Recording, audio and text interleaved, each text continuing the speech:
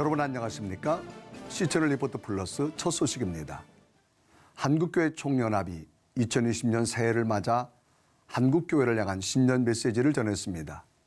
한교총은 2020년이 유관순 열사 순국 100주년이고 6.25 한국전쟁 70주년과 4.19 혁명 60주년이 있는 해라면서 세월을 아끼라 때가 악하니라고 하신 하나님 말씀을 따라서 충성을 다하는 한 해가 되길 바란다고 밝혔습니다.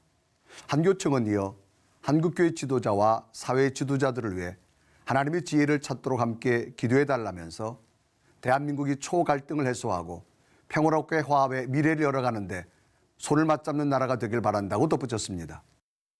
권태진 한국교회 연합 대표회장이 신년 메시지를 발표하고 2020년 새해에는 교회 본질과 건국이념, 자유민주주의가 회복되길 소망한다고 전했습니다. 권태진 대표회장은 메시지를 통해 인간의 존엄과 자유, 생명의 가치 모두가 존중받는 참다운 인권이 실현돼야 할 것이라면서 선한 양심을 가진 사람이 지도자로 세워져 남북이 보급 통일의 씨를 심는 한 해가 되길 소망한다고 밝혔습니다. 권 대표장은 이어 자기 성찰이 없이 내로남불식 사고에 사로잡힌 자들은 위선의 가면을 벗고 진리 앞에 바로 서야 되는 날이 반드시 오게 될 것이라고 덧붙였습니다.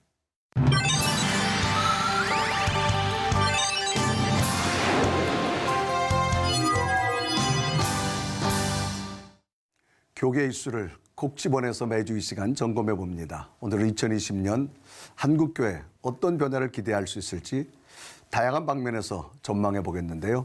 오늘 관련 말씀 나누기 위해서 침례신문 최치현 국장님, 또 미래교회인재연구소 원장 최영신 목사님 두 분 모셨습니까? 자, 안녕하십니까? 안녕하세요. 네, 반갑습니다. 안녕하십니까. 새해 복 많이 받으십시오. 네, 새해 복 많이 받으십시오. 대망 2020년이 이제 시작됐습니다. 이제 목회자들도 목회 일정을 시작하는데 우리 두 분은 특별히 남다른 어떤 다른 방면에서 사용하시는데 한국교회 어떤 새해 어떤 마음으로 맞이하셨는지 우리 목사님부터 말씀해 주실까요? 2020년 새해를 맞아 기대가 크고 네. 또 희망에 차 있습니다. 네. 그러나 현실적으로는 이단 세력들이 좀 많고 네네. 또 그 세상 권력에 대한 교회들의 끊임없는 도전 때문에 네네. 하루가 정말 편하지 않게 살고 있습니다. 그래서 네. 기도하며 살고 있습니다. 바라기는 세계 선교회 중심 방송인 C채널 방송이 하나님 나라의 복음을 좀 더 잘 전하고 덜 잘 전할 수 있도록 응원하며 또 보내겠습니다. 아이고, 고맙습니다. 네, 우리 자 목사님 어떤 말씀이신가요? 네, 저는 2020년 저한테는 참 새로운 도전의 해라고 생각하는데요. 뭐 한국교회를 위해서 섬길 수 있는 분야가 있다면 또 앞으로도 최선을 다해서 한국교회 변화를 위해서 좀 쓰임받을 생각을 하고 있고요. 또 하나님께 쓰신다면 더 놀라운 일들이 일어날 것을 기대하며 또 도전할 계획입니다. 자, 우리 모두가 다양한 방면에서 정말 교회를 바로 세운다고 하는 것 우리 모두의 소망일 텐데, 자 이제 여러 분야에서 우리 2020년을 이제 예언하고 있는데 또 다각적 트렌드도 여러 가지 모습이 참 많이 있는데 2020년 한국교회 트렌드, 자 과연 어떤 모습이 좀 되어질지 우리 한번 우리 최현식 목사님 어떤 생각을 가지고 계신가요? 한국교회의 트렌드를 대변할 수 있는 이제 키워드가 저는 내년에 두 가지라고 봅니다. 하나는 위기라는 키워드하고 또 하나는 갈등이라는 키워드인데요. 뭐 사회 현상과 크게 뭐 양분되어서 생각할 필요는 없을 것 같고요. 사회 영역에 있는 부분들이 역시 교회에도 영향을 끼치는 측면에서 두 가지 키워드가 중요하다고 생각하는데 위기적인 측면에서 말씀을 드리면 일단 2020년에 전 세계 글로벌 상황에서 해결해야 될 문제들이 몇 가지 좀 남아 있습니다. 그게 뭐 대표적으로 2차 무역 전쟁, 또 브렉시트 문제, 뭐 한국에서는 총선, 또 미국에서는 대선, 그리고 이제 지금 발생하고 있는 이란 사태를 비롯한 중동 문제, 그다음에 이제 북미 협상 문제들이 아직 남아 있고 2020년들에 해결해야 될 문제인데 이 문제들이 순조롭게 해결되어진다면 좀 더 긍정적인 방향으로 갈 수 있는 가능성이 있지만 100%다 긍정적인 측면보다는 여전히 위기적인 요소들이 많이 남아 있기 때문에 그 영향을 받아서 역시나 사회에 살고 있는 성도들에게 위기적인 측면으로 다가서고 그 위기적인 측면이 만들어낸 후폭풍이 결국엔 교회 안에서도 성도들 간의 새로운 위기적인 요소로 작동할 수 있고 교회 안에서도 해결해야 될 과제로 남겨질 수 있기 때문에 위기라는 키워드가 굉장히 한국 교회 안에서도 중요하게 다뤄야 될 키워드로 보여지고요. 또 하나는 역시 갈등이라는 키워드인데 네네. 뭐 2019년에도 그랬지만 2020년에도 여전히 19년에 있었던 갈등의 문제들이 한국 교회 안에서도 충분히 나타날 수 있는 가능성이 있다라고 여겨집니다. 근데 그 갈등이라는 것은 이제 교회 안에서만 보게 된다면 이제 기존 질서와 새로운 질서, 또 기존 가치와 새로운 가치에 대한 갈등들이 교회 안에서 이제 주목해 봐야 될 굉장히 중요한 키워드 트렌드가 될 것 같고요. 이 문제를 한국 교회 안에서 또 개 교회 안에서 어떻게 해결하느냐에 따라서 새로운 기회가 될 수도 있고 새로운 위기적인 측면으로 다가올 수도 있는 충분한 가능성이 있지 않느냐라고 생각이 되어집니다. 자, 우리 최 목사님은 이것 2020년 한국교회 트렌드 어떤 걸로 보고 계시나요? 저는 많은 키워드가 있겠지만 그래도 다음 세대 문제, 동성애 문제, 네. 또 이단 사비 문제, 뭐 4월 15일 치러지는 그 21대 총선 문제가 뭐 등등 많은 문제 가운데서 저는 기독교인의 정치 참여가 가장 큰 문제가 되지 않을까 싶습니다. 네. 사실 이번 21대 총선을 기점으로 아마 크리스찬들이 양분돼서 좀 나뉘어져서 그 많은 자기의 목소리를 낼 게 분명해 보이는데요.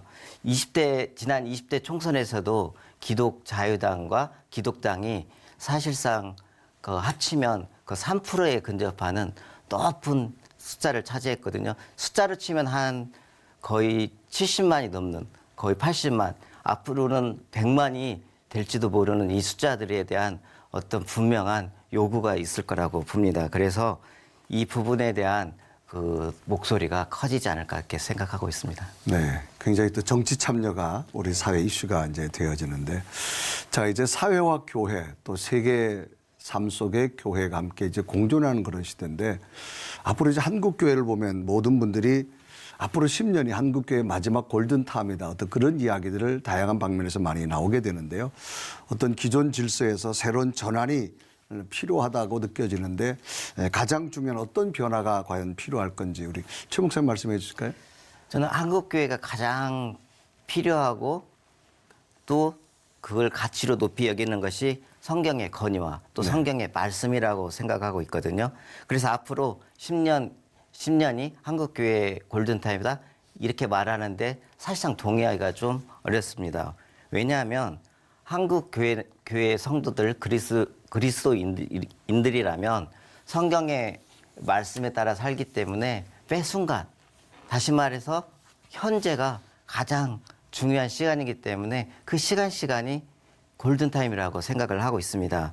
단 기존의 질서대로 새로운 전환이 필요한 시기다, 여기에는 전적으로 동감하는 부분입니다. 뭐 시간상 하나만 딱 꼬집어 말하자면 우리가 가장 필요로 하는 것, 성경의 건의에 대한 말씀에 대한 건의에 대한 마지노선이 전 동성애를 반대해야 된다는 그 입장입니다. 왜냐하면 동성애는 성경이 말하는 분명한 죄악이고, 또 동성애가 이 사회와 교회에 침투된다면 성경이 가지는 건의가 무너진다고 보기 때문입니다. 그래서 이 기존의 질서를 지키기 위해서라도 성경적으로 돌아가는데 동성애 반대 목소리 좀 적극적으로 나서야 된다고 생각합니다. 또 이제 새로운 변화가 이제 교회에 물려오는데, 목사님은 성경의 권위, 그 중에 하나가 동성애를 반드시 말씀대로 지켜야 된다라는 그런 입장이십니다. 자, 우리 교회 이제 상황을 보면 우리 20세기의 마지막 시대적인 사조가 해체주의가 이제 전방위적으로 우리 삶 속에 다가오는데요. 어떤 공동체 의식도 많이 와해됐고, 정통적 권위도 또 교회 권위도 이제 많이 무너지는 그런 상황인데, 그럼에도 불구하고 교회 정체성과 가치, 이걸 우리가 찾아봐야 될 텐데 어디서 찾는 게 가장 좋을까? 자, 우리 최효식 목사님, 어떤 부분에 찾아볼 수 있을까요? 지금 사회자님께서 얘기해 주신 대로 한국 사회가 지금 전체주의와 해체주의 안에서의 어떤 양분, 또 거기에 새로운 미래를 찾고 새로운 해법을 찾는 상황 가운데 있는 어떤 대치 상황이 계속 되어지고 있는데, 네네. 뭐 실질적으로 얘기하면 양 진영의 지금 이런 여러 가지 논리들이 대화가 안 됩니다. 네. 뭐 대화를 통해서 뭔가 새로운 대안을 찾아내고 극복을 한다면 문제가 되지 않을 텐데 지금 전혀 대화가 되지 않는 상황이고 그런 사회적 국면이 교회 안에서 역시 성도들 안에 이제 나타나고 있는데 이런 상황에서 뭐 최선의 방법이 무엇이냐라고 얘기하면 여러 가지 방법이 있겠지만 성경적으로 봤을 때, 복음적으로 봤을 때 가장 중요한 해법 중에 하나가 된다면 저는 고린도전서 13장에 있는 말씀이 가장 중요한 한국 교회가 선택해야 될 해법이 되어야 되지 않을까라고 봅니다. 13장 마지막 절에 보면 믿음, 소망, 사랑 그중에 제일은 사랑이라라고 말씀한 것처럼 그 사랑의 힘으로 포용하는 새로운 도전들이 좀 필요하지 않나. 어느 시대나 수천 년 전에 예수님 때부터 지금까지 어떤 공동체 안에 한 가지의 생각만이 주도적으로 이루어진 때는 별로 없었습니다. 예수님의 제자들도 보면 여러 가지 분파가 있었고요. 바울이 세운 교회 안에서도 여러 가지 분파가 있었죠. 바울파, 게바파, 예수파 하는 것처럼 여러 분파가 있었는데 그때마다 성경이 또 제시하는 또 예수님께서 말씀하시는 가장 주된 핵심은 사랑으로 그를 포용하는 거다. 포용의 정신을 가지고 그들을 끌어안고 그들에게 복음을 전하지 않으면 해결이 되지 않는다는 것들을 이미 수천 년의 역사를 통해서 성경을 통해서 말씀을 통해서 우리에게 제시해 주셨던 것처럼 한국 교회 안에서도 이런 문제들을 해결하기 위해서 가장 좋은 선택지가 필요하다면 저는 사랑이어야 되고 그 사랑의 정신을 가지고 포용함으로써 그들에게 올바른 가치를 전달하는 거. 배타적인 상황에서는 가치를 전달할 수 없습니다. 그렇기 때문에 이런 성경이 말하는 사랑과 포용이 있다면 충분히 새로운 대안을 찾을 수 있는 가능성이 있지 않을까라고 보여집니다. 사랑과 포용 굉장히 참 중요한 포커스인데 그게 짧은 시간에 사실 힘들지 않겠어요? 힘들죠. 오랜 어떤 시간이 좀 많이 필요한데 지금 네. 한국 사회와 교회는 이게 뭐 급박한 지금 상황인데 네. 그게 더 정말 말씀 가운데 잘 적용됐으면 그런 바람 저도 가지고 있습니다. 자, 우리 대안점 우리 최 목사님 어떻게 보시나요? 저도 최현식 목사님 의견에 전적으로 동감하고요. 네네. 사랑 필요하다고 생각합니다.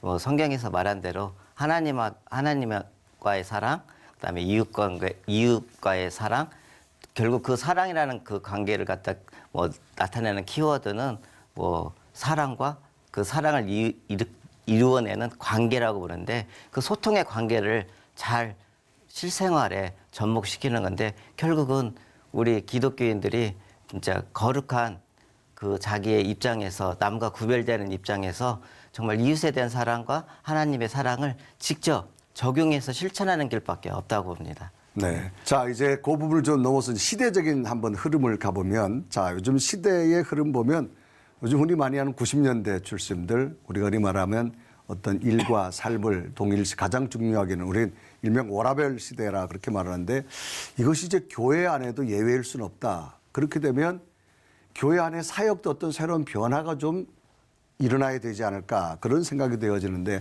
자 어떤 준비가 좀 필요할지 우리 최현식 목사님 한번 좀 말씀해 주실까요?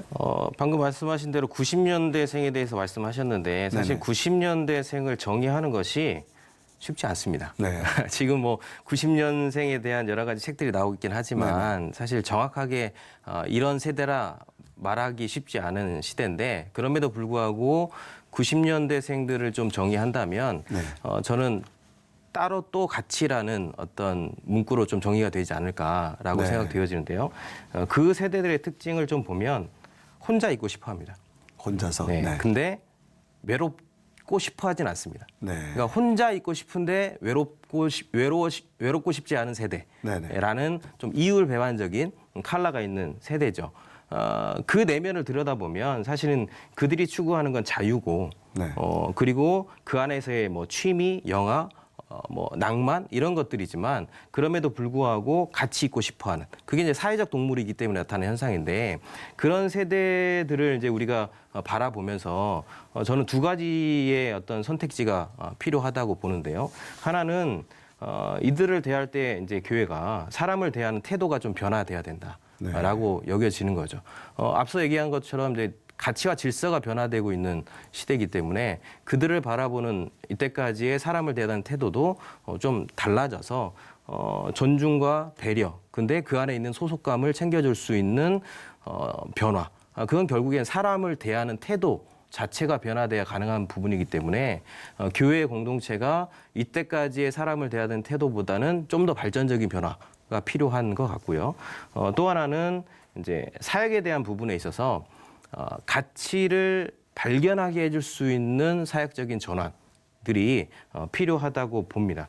뭐 일례로 요즘 이제 사회에서 나타나고 있는 현상 중에 하나가 양준일 신드롬인데, 그분께서 이제 90년대 활동하시다가 다 아시는 것처럼 어려운 시간을 보내고 지금 다시 이제 늦게 30년이 지난 지금에 주목받고 있는 것들을 바라보면 사람들은 그의 삶에 대한 태도, 또 우리가 그들을 대했던 잘못된 반성들, 이런 것들이 복합적으로 나타난 현상이라고 봤을 때 역시 사역도 사람을 대하는 태도뿐만 아니라 이것이 얼마나 가치가 있는지, 양준일 씨를 바라보는 지금 시대가 그분에 대한 가치를 재발견하는 거다라고 봤을 때 우리도 역시 사역을 할 때 이거는 일방적인 태도에서 이건 좋은 거야가 아니라 이게 왜 의미가 있고 이게 왜 가치가 있고 이게 왜 성경적으로 중요한 건지에 대한 가치의 재인식, 재발견을 통한 사역이 확장되어진다면 충분히 지금 세대 90년대생들 또 넘어서 신중년에까지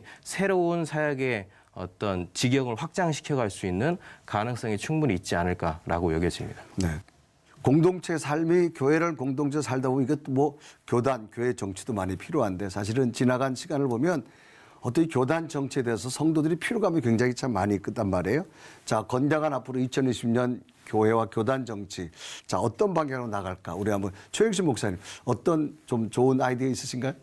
제가 좀 전에 이제 포용의 자세를 얘기 말씀드렸는데 네. 그 연장선상에서 좀 말씀드리면 좀 이제 건전한 토론들이 좀 발생하는 일들이 좀 나타나야 되지 않을까. 지금은 이제 서로 자기의 생각과 다르면 배척하거나 아니면 듣지 않으려는 또 그런 현상들이 이제 교회 갈등의 골을 깊게 만들다 보니까 교회 안에서 처음부터 그런 문제들을 차단하는, 근본부터 차단하는, 그래서 이제 대화가 되어지지 않는 상황이 있는 것이 한국교회 현실인데, 이제는 좀 어차피 이렇게 된 거, 뭐 교회 안팎으로 지금 이 흐름을 바꿀 수 없다면 교회 정치 참여나 개인들의 정치 참여에 대한 개인들이 갖고 있는 생각들을 차단할 수 없다면 좀 건전한 공공의 장으로 끌어내서 좀 그런 것들을 가지고 허물없이 대화할 수 있는 장들을 만들어 가는 것들이 좀 유익하지 않을까라고 여겨지고, 그 건전한 토론의 현상 가운데 반드시 지켜야 될 한 가지 문제는 상생이 돼야 된다는 거죠. 이때까지의 개념이 공생이다, 그냥 같은 공간에 살았다라는 개념이라면 이런 정치 참여를 통해서 한국 사회를 발전시키고 하나님이 원하시는 건강한 대한민국 사회를 이루어가기 위한 상생, 같이 살아나는, 그래서 협치를 통해서 뭔가 이루어가는 것들을 교회 내부적으로 먼저 만들어 간다면 사회는 할 수 없지만 교회의 건강한 그런 변화를 통해서 사회도 변화시켜 갈 수 있는 자양분, 원동력으로 만들어가는 것이 지금은 굉장히 유익한 방법이 되지 않을까. 물론 어렵겠지만 한번 도전해보는 네. 차원. 아무것도 하지 않는 것은 아무것도 변화가 없는 것이니까 그런 생각을 가지고 리더십들이 공공의 어떤 토론의 문화를 좀 이끌어갈 수 있는 생각들을 해보면 좋지 않을까라고 여겨집니다. 자, 우리 최 목사님 어떤 입장이신가요? 저는 교회 정치가 세상 정치를 한때는 주도하고 인도했다고 생각합니다. 재헌국회 때도 우리 기도를 시작하고 또 기도로 인도된 그 정치를 했다는 거예요. 근데 지금은 교회 정치가 너무 세속화되어 있어서 많은 부분에서 부작용을 낳고 있어요. 그래서 옛날에는 교회의 모습은 그래도 인도하는 모습이고 배울 게 많았는데였는데 세상 사람들마저 요새는 교회가 저러면 안 되는데 너무 막 가고 있지 않나 이렇게 걱정을 하고 있는 시대가 돼버렸어요. 너무 마음이 아픈 겁니다. 지금도 여전히 많은 사람들이 새벽에 일어나서 나라를 위해 기도하고 또 철야로 대한민국을 위해서 기도하고 있는 분들이 많다는 거예요. 그런 좋은 긍정적인 작용들이 없어지고 이제 많은 부분들이 교회가 너무 정치에 나서지 않나 우려하는 방향으로 또 화합의 쪽으로 가는 것보다도 어떤 이익 집단의 대변을 위한 정말 이용당하지 않나 정도로 되고 있어갖고 안타깝습니다. 이 부분이 좀 고쳐져야 되지 않겠나 생각합니다. 교회 본연의 모습으로 돌아오는 것도 때론 필요하다고 생각합니다. 네, 너무 필요했던 교회와 교단의 정치가 정말 성도들의 삶 속에 좀 유익이 되는 또 사회에 좋은 정치가 됐으면 하는 바람 우리가 모두 가지고 있을 텐데요. 자, 우리가 이제 2020년을 시작하면서 두 분 서로의 말씀했지만 어떤 위기와 갈등 또한 성경의 권위가 무너지는 이 시대에 과연 우리가 어떻게 교회를 바로 세울까? 여기는 무엇보다 가장 중요한 것이 저는 사람이다. 왜? 하나님은 언제나 사람을 통해 일하시기 때문에 이제 중요한 건 한국교회가 어떤 인재를 세워야 되는 거라고 하는 건 중요한 관점인데, 자, 우리 두 분이 한번 바라보는 관점, 우리 최유선 목사님, 어떤 인재를 교회에서 세워야 될까요? 역시 비전의 사람을 세우는 게 첫 번째라고 봅니다. 비전의 사람. 네.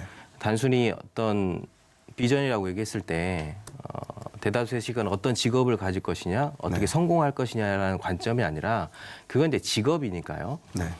그런 우리가 개념적으로 알고 있었던 비전이 아니라 하나님이 가치 있게 여기시는 시대적 소명을 갖는, 그래서 이 땅의 문제를 바라보고 하나님의 시선으로 네. 그들을 하나님의 나라가 될 수 있도록 그 문제를 해결하는 통찰적 존재, 그런 존재를 세워가는 것이 인재상에서 굉장히 중요한 부분이고, 한국 교회가 미래 교육을 위해서 앞으로 한국의 50년, 한국교회 50년의 미래를 위해서 그런 인재를 세워가는 교육들을 하는 것들이 있다면 분명히 지금은 한국 교회와 사회가 위기라고 말할 수 있지만 그런 비전의 사람, 하나님이 가치 있게 여기시는 것, 또 그 안에서의 시대적 상황, 그리고 내가 부르심을 받은 것이 무엇인지를 깨닫고 훈련시키고 성장시켜 간다면 지금의 시간은 50년 뒤에 정말 의미 있는 시간이 되었다라고 고백할 수 있을 것이고, 지금보다 더 나은 미래, 변화된 미래, 하나님이 쓰시는 대한민국의 사회를 만들어갈 수 있지 않느냐라고 여겨집니다. 그러기 위해서 한 가지 꼭 부탁드리고 싶은 것은 뭐냐면, 일단 교회 교육 자체가 사실은 이제 지난 50년, 100년 동안 이루어왔던 주입식 교육, 이건 이렇게 되는 거야. 요셉은 이렇게 했어. 라는 식의 주입식 교육이 아니라 말씀을 통해서 스스로가 질문을 만들어내고 그 질문에 스스로 말씀을 가지고 답할 수 있는 어떤 존재들로서의 성장을 만들어낼 수 있는 교육으로 좀 전환된다면 의미 있는 결과물들, 또 사람들을 세워갈 수 있지 않을까라고 생각하기 때문에 이런 문제들은 교단과 각 교회가 같이 머리를 맞대고 새로운 해법을 찾아갈 수 있는 지혜를 2020년에 좀 만들어냈으면 좋겠다라는 바람이 있습니다. 네, 어떤 교회 역사나 세계 역사를 보도 한 인물 하나가 시대와 또 국가를 다시금 세우는 좋은 계기가 되는데, 자, 우리 새로운 인물, 우리 최채용 목사님 어떤 각도로 보시나요? 다른 일반 사람과 달리 우리 그리스도인들은 무엇을 가지고 있냐면 영적인 것을 강조하는 사람들입니다. 세상적인 어떤 그 만족이나 그 결과물보다는 영적인 열매를 맺기 위해서는 결국은 사람을 키워내야 한다는데 동의합니다. 이게 결국은 다음 세대의 문제이기도 하고요. 또 다음 세대 문제 못지않게 그 시니어들, 어른들에 대한 문제이기도 하는데 이 두 부분을 잘 집중해서 우리가 교회가 관심을 갖고 또 바라봐야 한다고 생각합니다. 우리가 중요한 거는 사람을 살리는 일을 하는데 어떻게 살려야 되는가는 정말 많은 지혜와 힘을 또 모아야 될 때이기도 합니다. 결국 한 사람이 세상을 바꾸고 한 사람이 복음을 전해서 많은 사람들을 믿지 않는 사람을 돌아오게 하는데 그걸 좀 더 강조하는 시간이 됐으면 합니다. 네. 자, 우리가 이제 꿈꾸는 것이 있다면 2019년은 정말 갈등과 어떤 힘듦의 신앙과 삶을 지냈다면 2020년 우리가 모두가 정말 새로운 회복과 어떤 희망을 꿈꿀 텐데, 여기에 아마 이제 갈등, 위기, 이 모든 것들이 성경적 권위를 잘 세워서 믿음 안에 교회가 이제는 세상을 변화시키는 그런 모습이 되어야 될 텐데, 자, 다양한 각 분야에서 우리 애쓰고 수고하는 두 분, 앞으로 2020년에도 더 멋지게 좀 새로운 꿈을 가지고 잘 세워지는 두 분 됐으면 고맙겠습니다. 두 말씀 오늘 감사합니다. 네, 감사합니다.